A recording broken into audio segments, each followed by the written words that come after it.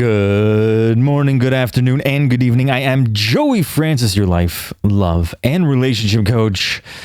Thank you so much for joining me.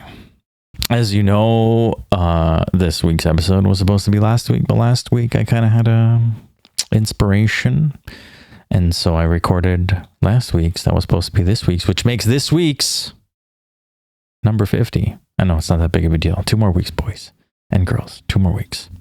Anyways, there are certain lines. People say that they tell you everything you need to know about them. Not because the words are dramatic, but because the psychology underneath them is. These aren't quirks. They're not personality traits. They are indicators. Every one of these sentences reveals something. How they handle discomfort, how they respond to accountability, how they show up when intimacy requires maturity. Most people miss these moments. They excuse them. They rationalize them. They soften the hurt because they want the connection to work. But language doesn't lie. It exposes patterns long before the behavior becomes undeniable. So, let's look at 25 lines that matter. The ones that quietly reveal who someone really is. Starting with number 1. That's just how I am. This line sounds like self-awareness, but it's actually self-protection. It's a way of freezing their identity in place so they never have to confront the parts of themselves that actually hurt people. When someone says this, what they're really doing is shutting down the conversation, avoiding accountability, and refusing to examine their patterns, making you feel unreasonable for wanting healthier behavior. It's preemptive wall. Don't ask me to grow. Don't ask me to reflect. Don't ask me to evolve. Healthy people don't fear growth. They don't cling to their flaws like personality traits. They say, this is where I'm at, and I'm open to becoming better. So when somebody says to you, that's just how I am, the translation is, I want the comfort of my habits without the responsibility of my impact. Let's go with number 2. Everyone always leaves me. I mean, if that doesn't sound like a red flag, I don't know what is. Because when someone says this, it sounds vulnerable. And there is real pain behind it, but it often points to a pattern they've never examined. Because when every relationship ends the same way, it's rarely just bad luck. It usually means there's something unhealed that keeps showing up. Choosing emotional of unavailable people, pushing good people away, or repeating the same behaviors without realizing it. But there's another layer people don't talk about. Sometimes this line isn't just about hurt. It's about pity. It's a way to position themselves as the victim before the relationship even begins. If you see them as somebody who's been abandoned by everyone, maybe you're more likely to tolerate their behavior, overextend yourself, or avoid holding them accountable. And here's the quiet truth. When someone believes abandonment is inevitable, they start acting like it's already happening. They test people. They pull back. They assume the worst. And eventually, the relationship is going to collapse under the weight of that expectation. So the red flag isn't the pain. It's the lack of reflection. And sometimes, the way that pain gets used to gain sympathy instead of growth. Number 3. All my exes were crazy.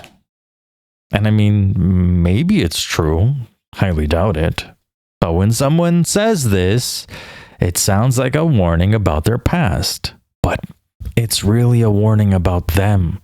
Because if every ex was crazy, that's not a coincidence. That's a pattern. And patterns tell you more about the person repeating them than the people they're blaming. This line usually means one of 3 things. They choose chaos, they create chaos, or they provoke chaos, and then distance themselves from the fallout by calling the other person unstable. It's also a way to avoid accountability.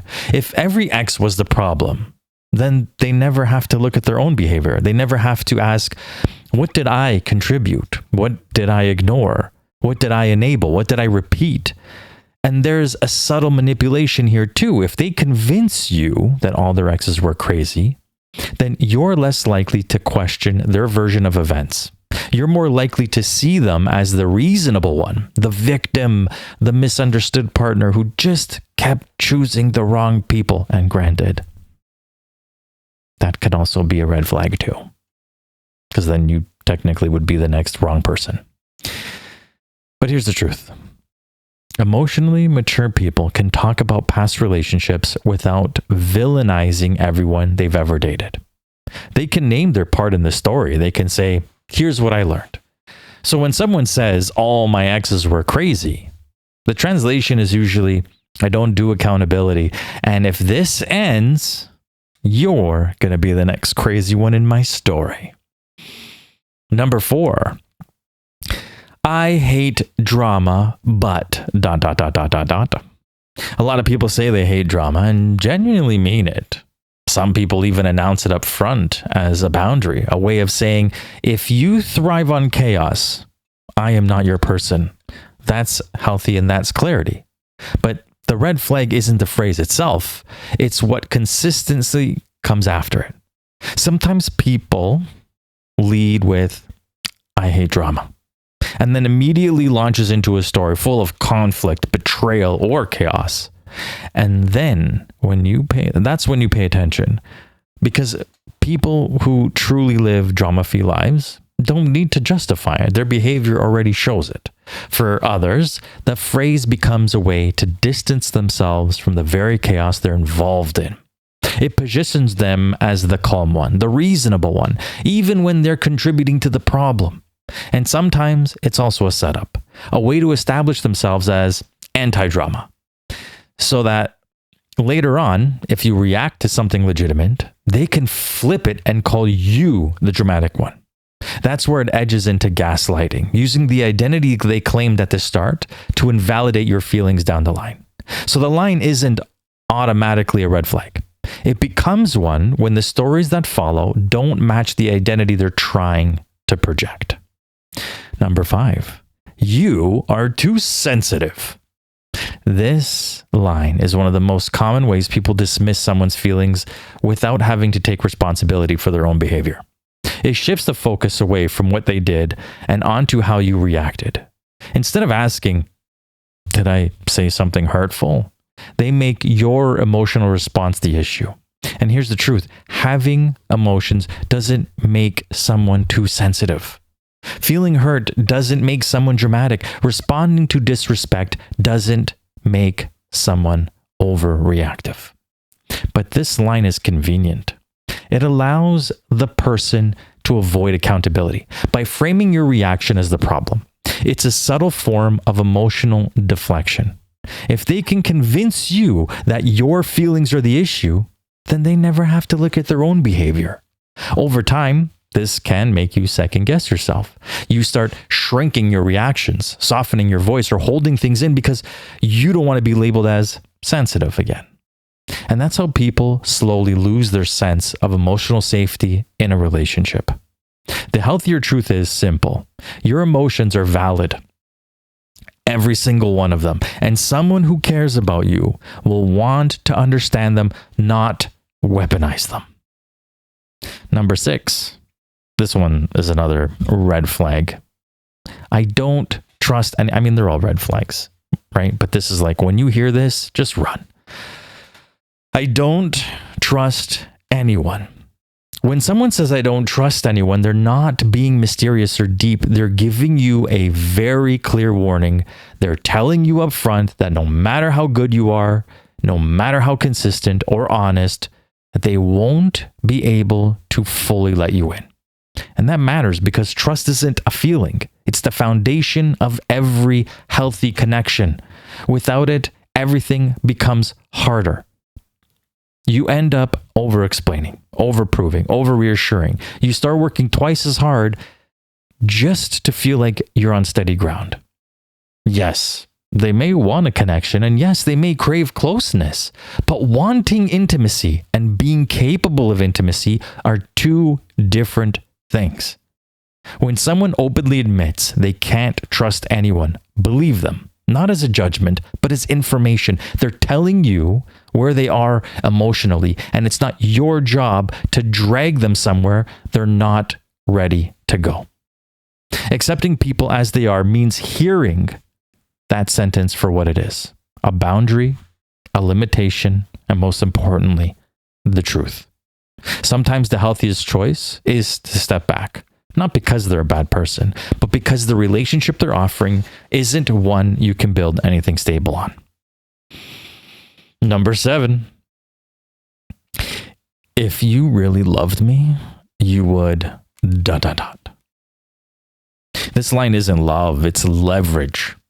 It takes something that should be freely given and turns it into a bargaining chip. Instead of expressing a need, a boundary, or a feeling, the person uses your love as the pressure point. It's emotional manipulation wrapped in sentiment. Healthy love doesn't demand proof. Healthy love doesn't require you to bend your boundaries. Healthy love doesn't say, do this, or you don't care about me. When someone uses this line, what they're really saying is, I want something from you, and instead of communicating it directly, I'm going to make you feel guilty until you give it to me. And here's the danger. Once this dynamic starts, it rarely stops. Today it's, if you love me, you'd do this. Tomorrow it's, if you love me, you'd change. Eventually, you're molding your entire identity around avoiding this person's disappointment. Love should never be used as currency. It should never be the price you pay to keep the peace. Real love respects boundaries. Real love communicates needs without being tricked or convinced. Real love doesn't weaponize your heart to get its way. Number 8. That's your problem, not mine. This line is pure dismissal. It tells you immediately that this person has no interest in supporting you, understanding you, or being a part of anything that requires emotional effort. It's not a boundary. It's not self-protection. It's indifference. Healthy partners don't fix your problems for you, but they don't abandon you in them either. They stay present, they care, they show up. The line says the opposite. I'm not here for anything that inconveniences me. And once someone shows you that, believe them. Because when things get hard, I promise you, they will not be there. Number 9. I'm just being honest after saying something cruel. People use this line to disguise cruelty as clarity. It's not honest. It's a lack of emotional regulation dressed up as virtue.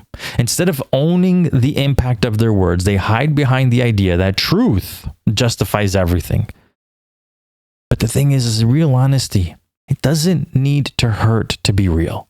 Real honesty considers timing, tone, and intention. Real honesty is about clarity, not cutting someone down. Honesty without empathy isn't honesty, it's aggression. Honesty without care isn't transparency, it's emotional laziness.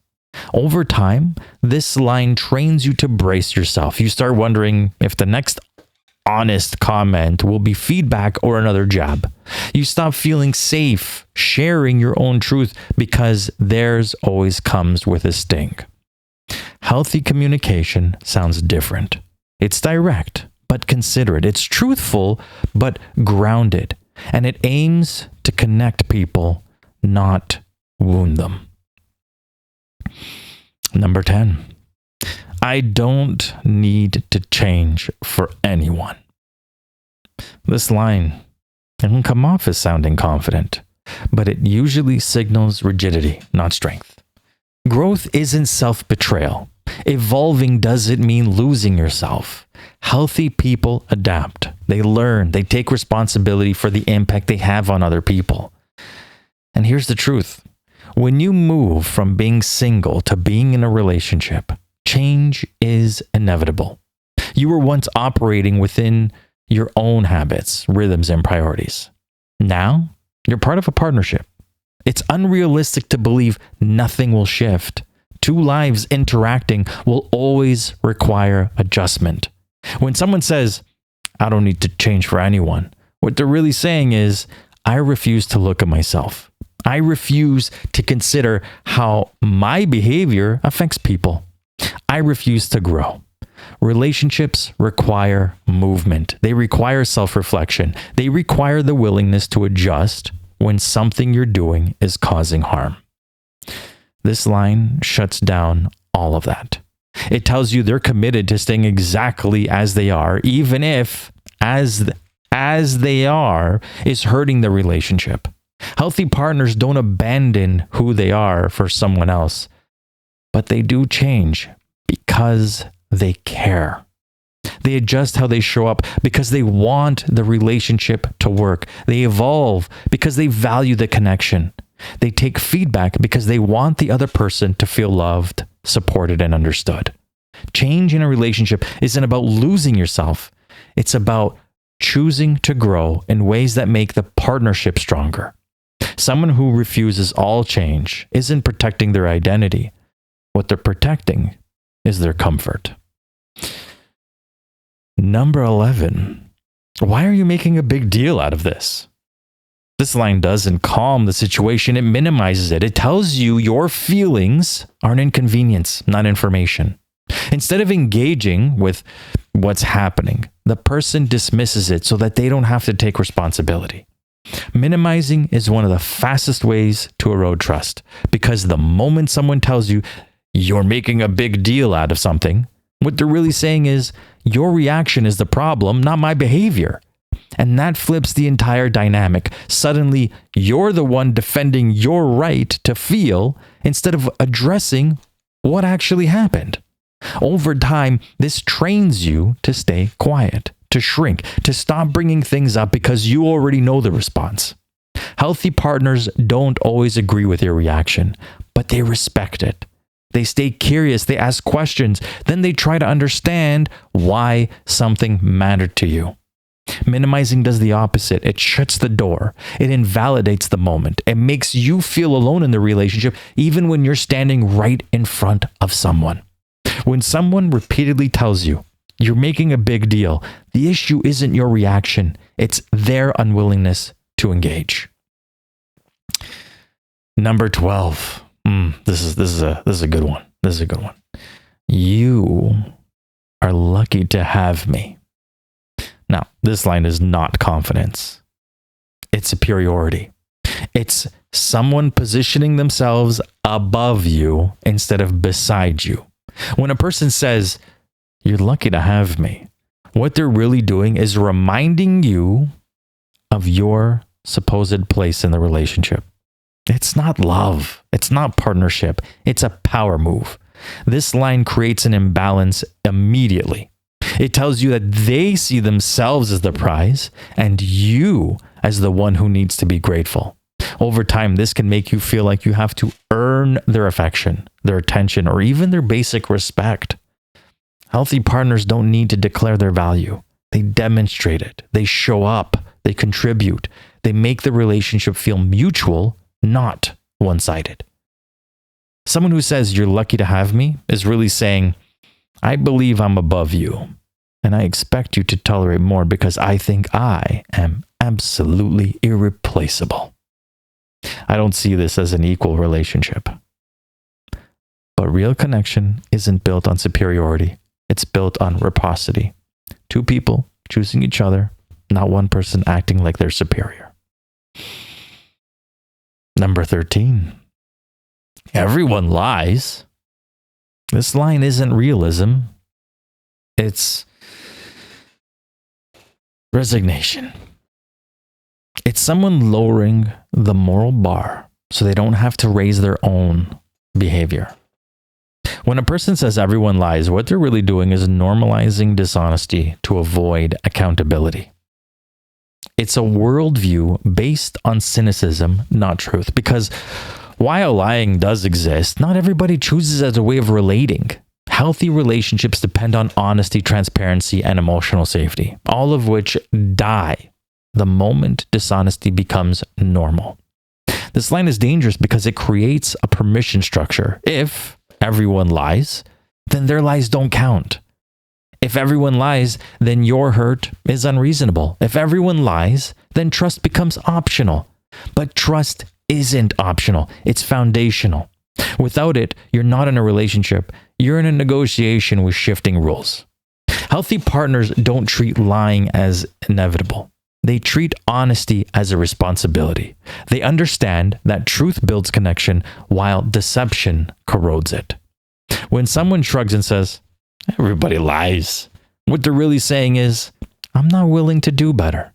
I don't expect you to accept less," or I expect you to accept less. I don't value trust enough to protect it.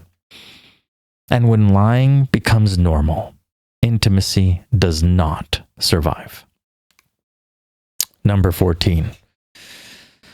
I don't do apologies. This line isn't a personality trait, it's a warning. Refusing to apologize isn't confidence, strength, or emotional clarity. It's avoidance. It's someone protecting their ego at the expense of the relationship. Apology is repair. It's how trust is rebuilt. It's how two people stay connected after a rupture. When someone says, "I don't do apologies," what they're really saying is, "I don't take responsibility. I expect you to absorb the impact of my behavior. I value being right more than being close." Over time, this creates emotional erosion. Conflicts never get resolved. They get buried. Hurt doesn't get acknowledged. It gets stored. And the relationship becomes a place where only one person is allowed to be human. Healthy partners don't fear accountability. They don't see apology as weakness. They understand that repair is part of intimacy, not a threat to it. Refusing to apologize doesn't make someone strong. It makes them unsafe to love. Number 15. That's just a joke. Relax. This line isn't humor. It's deflection. It's what people say when they've crossed the line and don't want to take responsibility for the impact. Instead of acknowledging the hurt, they frame your reaction as the problem.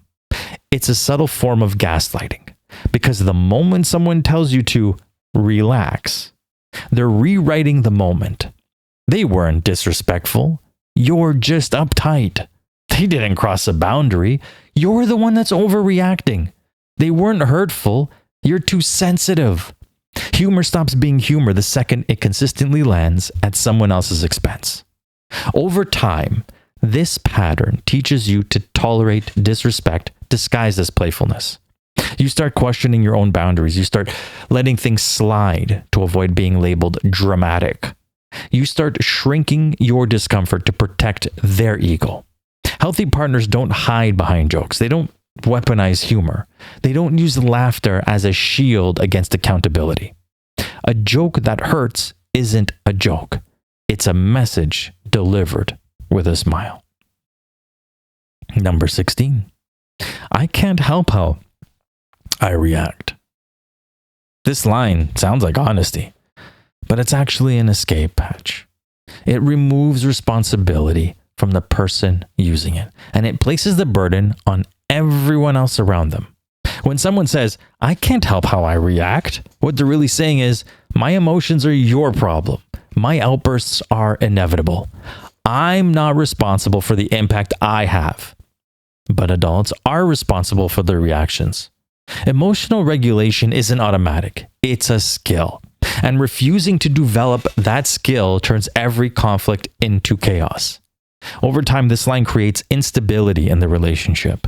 You start walking on eggshells. You start predicting their moods. You start adjusting your behavior to avoid triggering them. And suddenly, their lack of regulation becomes your full-time job. Healthy partners don't treat reactions as uncontrollable forces. They pause. They reflect. They take ownership of the space between feeling and action.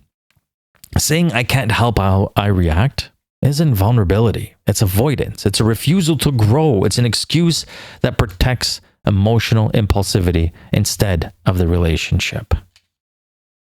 Number 17. You are exactly like everyone else. This line is an insight. It's projection.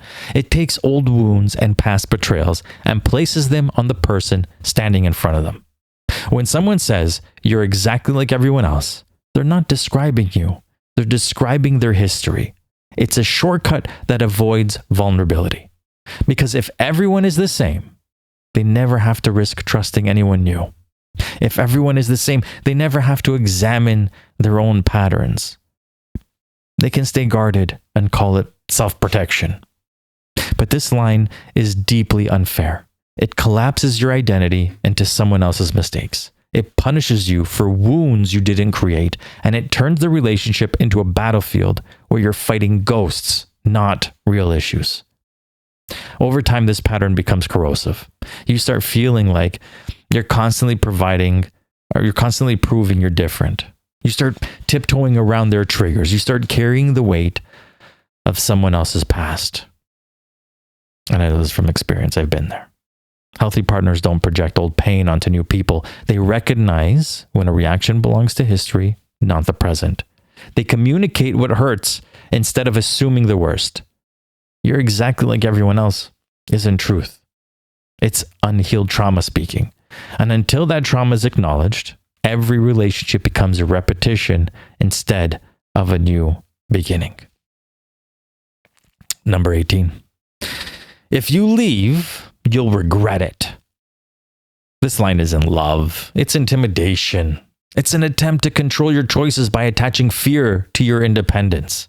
When someone says, if you leave, you'll regret it, they're not fighting for the relationship. They're fighting to maintain power.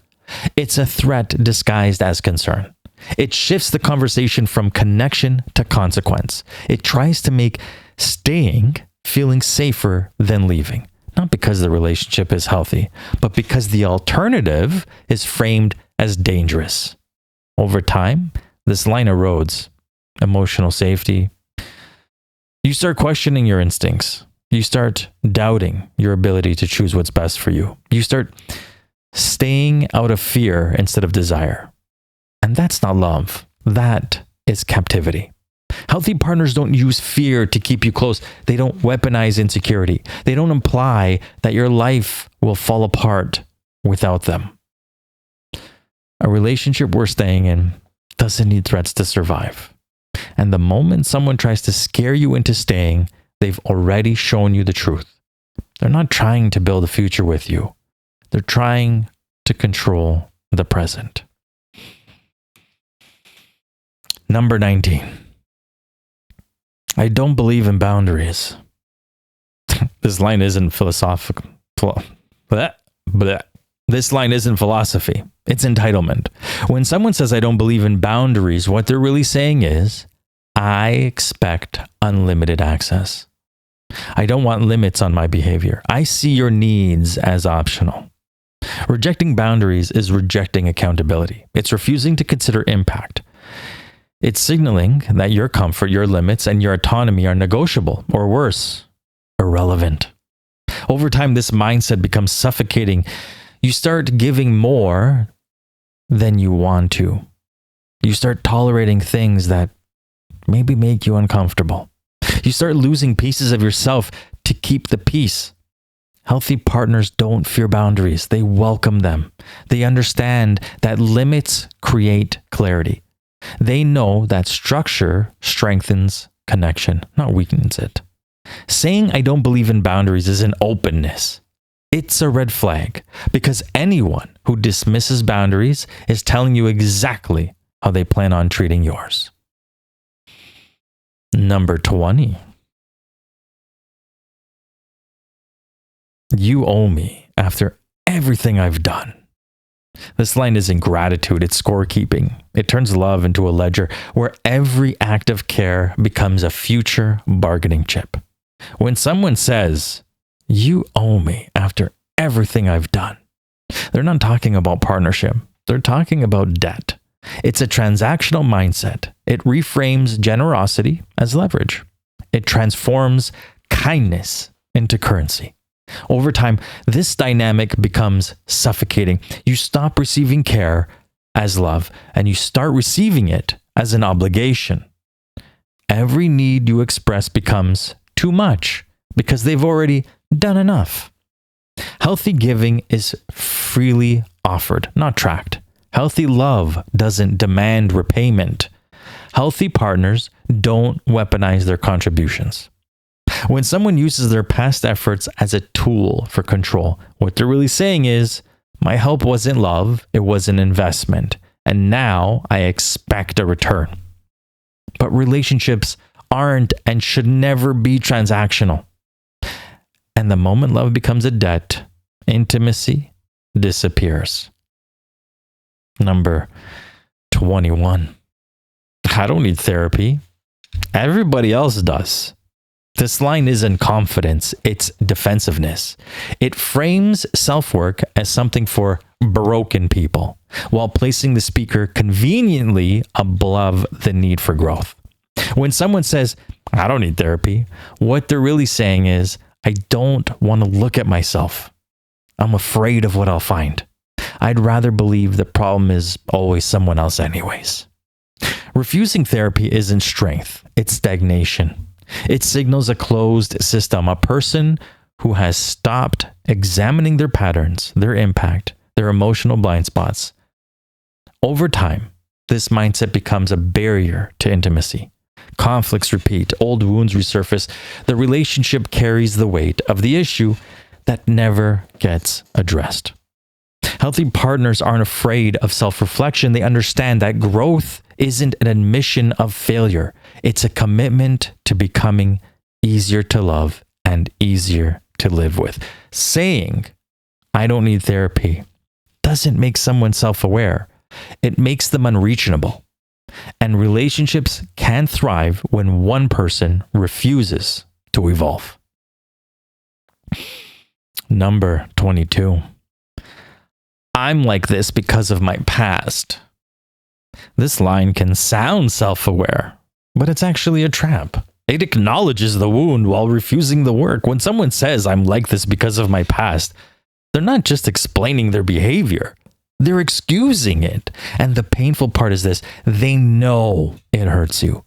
They see the impact. They watch you struggle with the fallout of their reactions, their patterns, their emotional volatility. And yet, they still choose not to change. That's not self-awareness. That's self-protection at your expense. Over time, this line becomes a shield they hide behind. It keeps you empathetic. It keeps you patient. It keeps you carrying the emotional weight they refuse to lift. But insight without action isn't growth. It's manipulation. It creates a dynamic where you're expected to understand their pain. Healthy partners don't use their past as a permission slip. They don't weaponize trauma to avoid accountability. They recognize that healing is their responsibility, not something you're meant to absorb.